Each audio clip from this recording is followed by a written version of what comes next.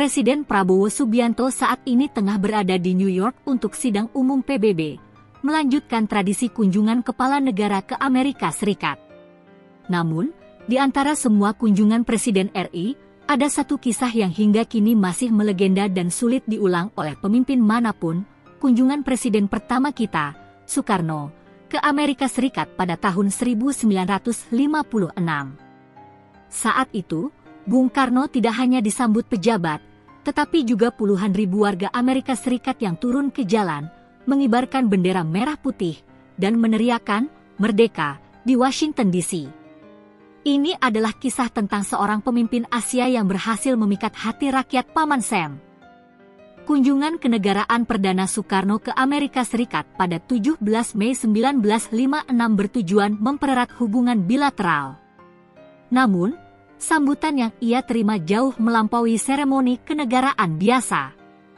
Sambutan resmi, setibanya di Bandara Washington, Bung Karno langsung disambut oleh Presiden Dwight D. Eisenhower dan sejumlah pejabat tinggi.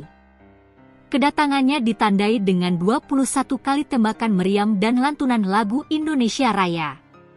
Aksi rakyat, kehangatan sesungguhnya terjadi di jalanan Washington DC. Tak kurang dari 25.000 warga Amerika Serikat berjejer di sepanjang jalan yang dilalui iring-iringan Soekarno. Tiang-tiang lampu dihiasi bendera merah putih, dan warga mengibarkan bendera kecil Indonesia di tangan mereka. Fenomena kota, foto Soekarno bahkan terbentang besar di langit-langit kota, sebuah spanduk raksasa berukuran 80 kaki, membentang di antara bendera Indonesia dan Amerika.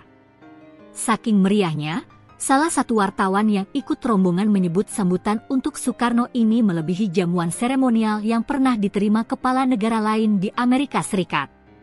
Bung Karno sendiri dalam autobiografinya mengakui, "Setiap orang menyukaiku." Lalu, mengapa masyarakat Amerika Serikat memberikan sambutan semeriah itu?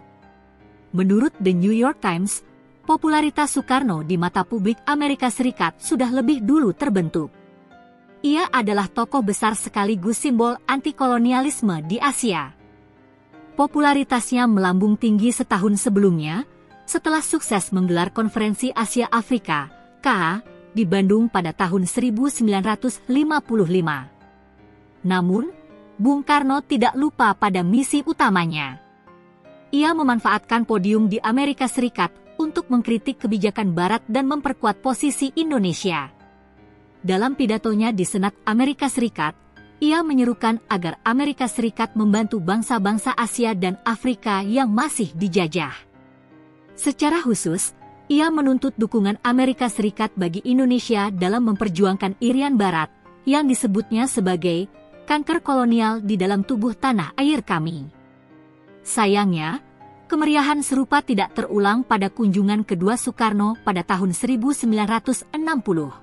Saat itu, hubungan Indonesia dan Amerika Serikat mulai meregang seiring politik Bung Karno yang condong ke blok timur, komunis. Di kunjungan kedua, Soekarno bahkan tidak lagi disambut langsung oleh Presiden Eisenhower di bandara maupun di Gedung Putih, yang konon membuatnya marah kepada Amerika Serikat. Kisah kunjungan tahun 1956 ini menunjukkan puncak karisma Soekarno sebagai pemimpin negara berkembang yang berhasil memukau publik kekuatan dunia. Menurut kalian, apakah ada pemimpin Indonesia di era modern yang mampu mengulang sambutan luar biasa dari masyarakat dunia seperti yang diraih oleh Soekarno pada tahun 1956? Tuliskan pandangan kalian di kolom komentar.